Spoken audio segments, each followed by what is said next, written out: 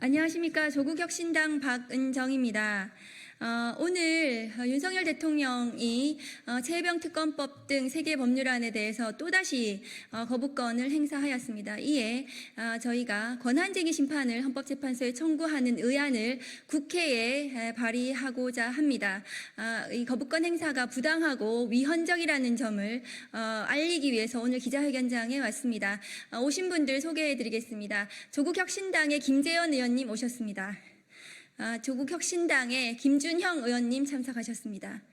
네, 기자회견 시작하겠습니다.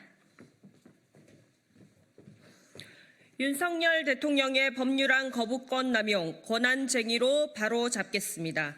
윤석열 대통령은 오늘 김건희 특검법, 최혜병 특검법, 지역사랑 상품권법 개정안에 대하여 22번째, 23번째, 24번째 법률안 거부권을 행사했습니다.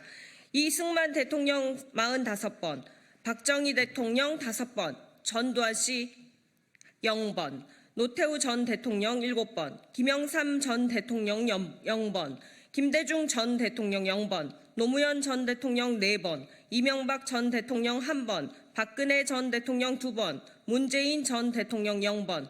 이것이 역대 전 대통령들의 법률안 거부권 행사였습니다. 5년 임기 절반 만에 24번의 법률안 거부권 행사는 12년 이승만 정부에서의 45번의 법률안 거부권 행사를 훨씬 뛰어넘는 기록입니다.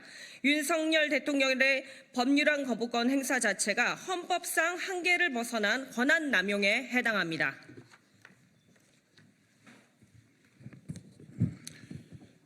지역사랑 상품권법 개정안에 대한 거부권 행사는 법률상의 위헌성, 집행 불가능성, 국익 불합치성, 부당한 정치적 압력이나 다른 국가 권력의 권한 침해 수단으로서의 오용 가능성 등 정당한 사유에 의한 제2요건 행사에 해당하지 않습니다.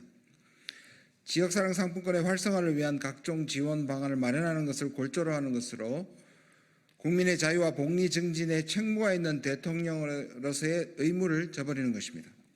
지난 제21대 국회에서 의결된 최혜병 특검법은 2024년 5월 21일 거부권 행사, 22대 국회에서 의결된 최혜병 특검법은 2024년 7월 9일 거부권 행사에 이어 2024년 9월 30일 오늘 세 번째 거부권 행사가 있었습니다.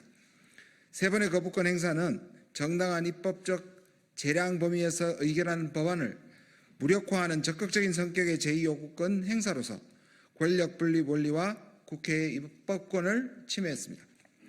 김건희 특검법 또한 제21대 국회에서 의결되었으나 2024년 1월 5일 거부권 행사의 대상이 되었고 오늘 또 한 번의 거부권 행사가 있었습니다.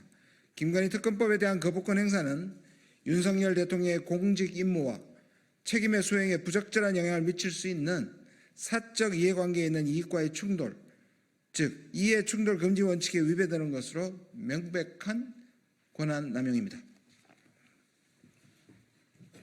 오늘 행사한 윤석열 대통령의 법률안 거부권은 그 취지인 국회의 경솔한 혹은 하자 있는 입법을 절차적으로 통제하는 기능과 국회를 견제하여 국정의 균형을 도모하는 기능을 넘어서 헌법 내재적 한계를 벗어나 국회의 입법권을 침해하는 행위이기 때문에 권한쟁의 심판 청구안을 발의합니다.